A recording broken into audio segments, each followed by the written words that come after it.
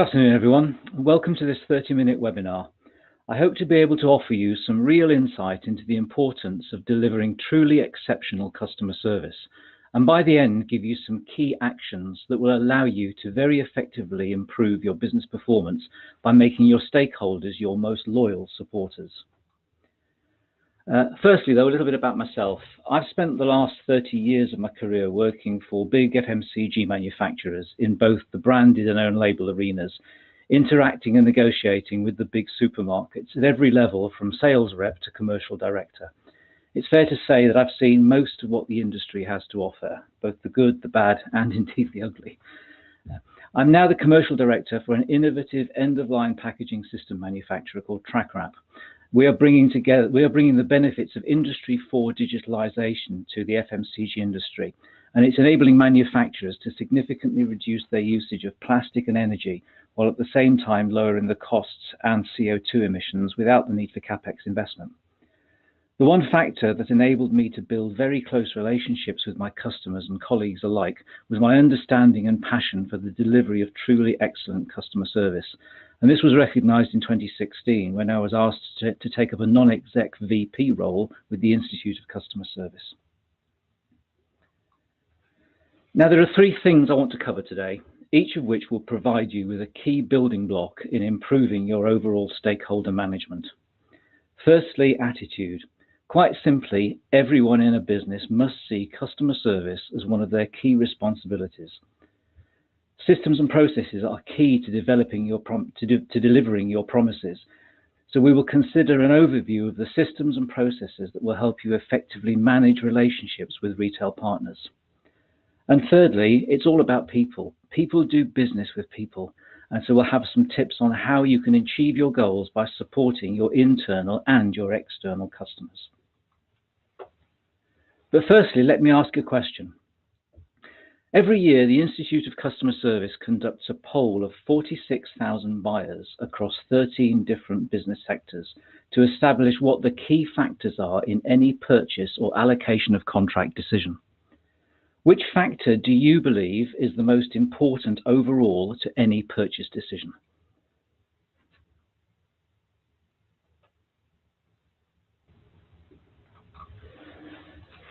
The results are more surprising than you might think.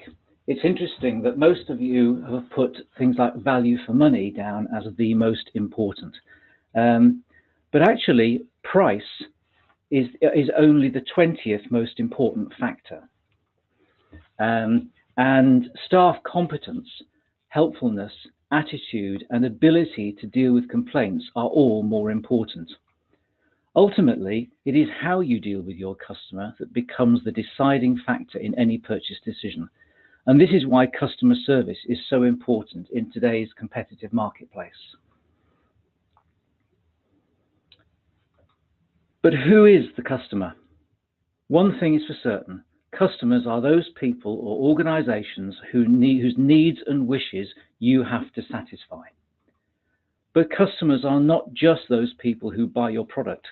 Everyone you interact with, both internally and externally, will rely on you doing what you say you will do, whether that's finance, consumers, marketing, or retailers. They all have a right to be able to rely on you, and you have a duty of service towards them. Anyone who depends on you should be considered as a customer and be treated accordingly. Get that right, and you will have a network of supporters who will become your most loyal fans. Now, I often ask myself, what makes people loyal to a team or to a brand? What is it that is driving the loyalty of the football fan? Why is it that so many people will only use Apple products, me included? And I wonder if you could just maybe give me some ideas of what you believe are the key drivers. If you could type them into the text box now, that would be really good. Thank you.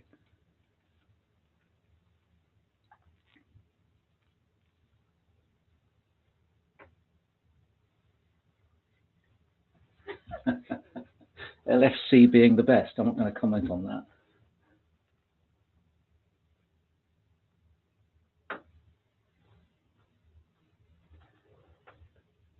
Quality, success, reliability, credibility, great experience, Something else about Liverpool Football Club, I'm not going to read that out. Stability in the product, trust. There's lots and lots of different answers. But for me, loyalty is driven by 4 key factors. Success, a desire to be successful in everything that I do, either seeing my team do well or knowing that that brand will enable me to achieve my own success. Secondly, which some people have put down, is belief. Feeling able to trust that team or brand to be able to deliver on its promises. Thirdly is passion. The passion that the brand has for delivering its promises, and that certainly builds my confidence in it. And lastly is reality.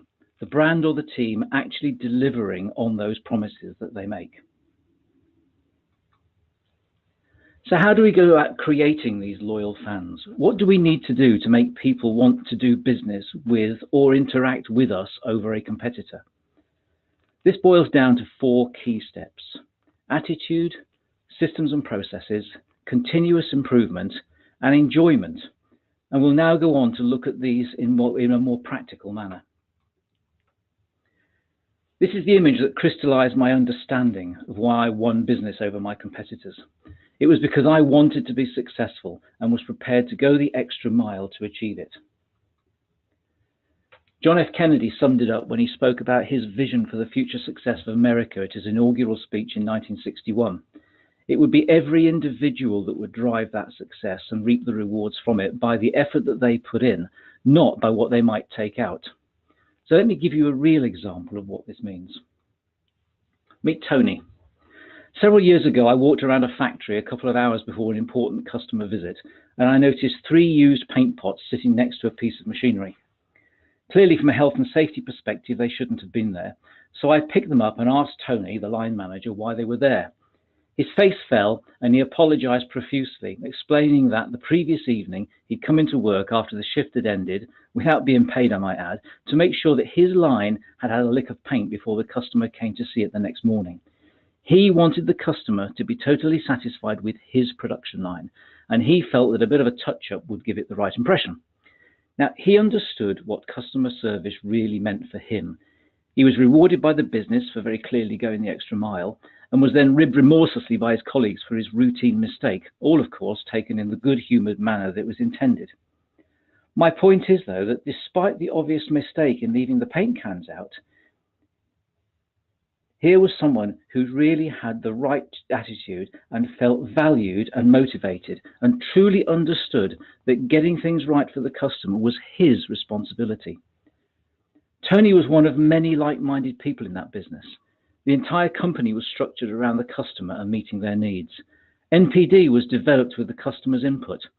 Financial reward and recognition schemes were based on how much positive customer feedback you received, not how much you sold. And a structured approach to continuous improvement ensured that they were always listening to feedback and acting on it. For a business to be truly customer-centric, everyone in the organization must put the customer at the heart of everything that they do. But delighting the customer does not always mean saying yes. Saying no is actually the most powerful tool in your customer service toolkit because it demonstrates that you know your limitations and you're not prepared to offer something that you are later unable to deliver. Under-promising and over-delivering, what I call the rule of 1%, is the most important attitudinal trait that you must possess. So a question, quite simply, yes or no. Do you know what your organization's vision for great customer service actually looks like? Can you type that in now? Just yes or no. Do you really understand what your vision for great customer service looks like?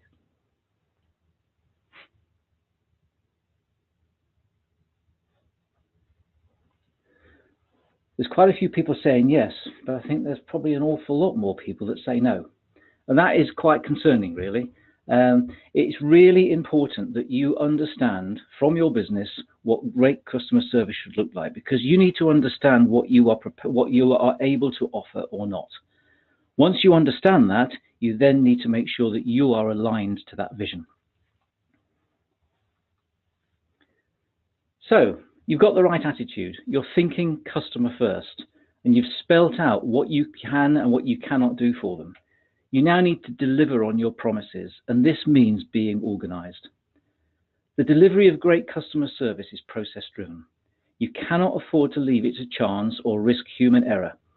Having systems and processes that actually work every time, are aligned to meeting the customer's needs, and are capable of delivering on your promises on time, in full, is of paramount importance. While making mistakes is acceptable, and let's face it, you'll be judged not on the mistake, but how quickly you actually rectify it. But while making mistakes is acceptable, it's only through effective systems and processes can you have any chance of delivering your customer service vision. This is what the Japanese call poka-yoke, or mistake proofing. Now, Amazon figured this out several years ago and have mastered the art of combining price with exceptional service. While Amazon clearly have the right attitude and are totally focused on the customer, it's their ability to deliver and exceed the customer's expectation that makes them the consumer's first choice when researching a product online. This isn't something that Amazon leave to chance. It's something that they have invested heavily in, and it's a key reason why so many of their shoppers really are loyal fans. As an account manager years ago, I developed my own tools for creating an accurate forecast and making sure that I had the stock I needed. I created my own controls for promotional investment, which I then shared with the buyer so that we both understood which activities had worked well and whether or not we had cash in the budget to support other opportunities as they arose. I had a system for filing emails that gave me a clear audit trail on what had been agreed, and allowed me to answer queries quickly and effectively. I had systems and processes in place that allowed me to deliver on the promises that I had made. But creating those processes was not easy, and there were several barriers that I had to work around. Firstly, a lack of support and leadership. Comments like, "That's not the way we do things around here," were not helpful, and a lack of knowledge of how our existing systems worked by some of my colleagues exacerbated the situation. A little bit of training would have gone a long way. Time constraint was another major barrier, but I found that taking the time to create effective systems had a positive long-term impact in creating space in my diary. Existing business tools were not fit for purpose, but by combining the output of existing systems into a manageable spreadsheet tool allowed me to improve my forecast accuracy to 97%, something that was unheard of within the business, particularly when we have over 600 SKUs to deal with. But ultimately, it was the cultural malaise, the wrong attitude by everyone around me that made delivering exceptional customer service so very difficult. So how did I change it? I adopted a process of continuous improvement, and I chose my battles carefully. There is an old saying about how do you eat an elephant? The answer is you eat it in small pieces. And this is exactly what I did. One step at a time, I identified, planned, executed, and reviewed, constantly improving my processes at every level. I was acutely aware that whatever I did on day one, I could do it better on day two. And as my processes improved, my delivery got better. People trusted me to do what I said I would do, and my reputation in the business, both internally and externally, solidified. External customer comments such as, "You can trust Simon because if he promises something, you can guarantee he will deliver it," demonstrated a level of trust and belief that ensured I was always the first person that they would contact with any form of opportunity. And hence, I grew my business 25% year on year at one stage. So where do you start with all of this? Having real clarity in everything that you do is the key to good process. Creating a clear audit trail of what you want to do and what you've agreed, and then making that visible to all stakeholders is critical. The 4 key steps to achieving this are planning, agreeing, logging, and sharing. And these 4 steps will become your best friends. Planning is key.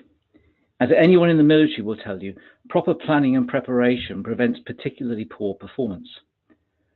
When planning, you must have clear objectives, gain internal stakeholder alignment to these objectives, both up and down the chain of command, and then create a clear and achievable business plan that delivers those objectives. A critical part of this is having a detailed, by-line, by-week forecast that is robust, well documented, and is visible to the wider business. The time you spend in detailed forecasting at the planning stage will be repaid to you exponentially as the plan is delivered over time. Once you've got a plan, you need to agree it. Bear in mind that your plan will affect many different parts of yours and your customer's business, and it's imperative that you gain everyone's buy-in. There's no substitute for regular meetings, for open discussions, and for a willingness to adapt to change. But whatever you do, you must document everything in a clear and concise manner using version-controlled documentation. As you are building and agreeing your plan, it's vital to keep a log of what is or is not agreed. I have what I call my 24-hour rule, which means that I must have documented a meeting or discussion within 24 hours of it happening to ensure that none of the detail is lost or misrepresented. Meeting minutes are obvious, but we must not forget that phone calls and text messages will be lost unless they are correctly logged. If you send someone a text which has a material impact on something, screenshot it and file it away. It's all too convenient for somebody to deny that they never received something like that. And once you've reached an agreement, document it in detail, stating clearly that the final written agreement supersedes any previous communications, and then file that agreement in a logical and consistent manner so that you can easily find it in the future. This clarity of an audit trail might seem basic, but it could save you thousands of pounds and many wasted hours in the future if anyone was ever to question what was agreed. Finally, it's really important to share meeting minutes, supporting documents and agreements with all of the stakeholders. Never have one document for one person and a separate document for another. Always share the same documentation with everyone. That way, there is never any confusion between parties. If you have sensitive information that you don't want everyone to see, make sure that this is clearly redacted from the document before sharing it. But always remember the 24-hour rule. So you have the right attitude, you focus on delighting the customer, you know how to say no when you have to, you've created the systems and processes you need to deliver on your promises, and you're always looking to improve how you do things. How then do you turn your customers into loyal fans? The only thing left to do is to enjoy it. By this stage, your customer, whoever they are, trusts you, respects you, relies on you and wants to work with you. So make it fun. Accept that you'll get it wrong at times. But when you do, remember that you're only human. Show yourself some compassion and understand that you'll be judged on how you put the mistake right, not how you made the mistake in the first place. And when you phone a customer up and say, I need a favor, and they immediately say, I'll do it, and only after agreeing do they then ask what it is you want them to do, that's when you know that your customer is indeed a loyal fan. Anita Roddick, the founder of The Body Shop, summed it up really well. To succeed, you have to believe in something with such a passion that it becomes a reality. And let's be clear, you have to believe in the power of customer service, and you have to want to deliver it, almost at any cost. And if you're ever in any doubt about who is responsible for delighting the customer, if you're ever in any doubt about who is responsible for moving the bottle before you paint the yellow lines, whether you are in sales, marketing, finance, production, distribution, or even if you're the office cleaner, the answer is simple. It's your responsibility to make it happen. Thank you very much.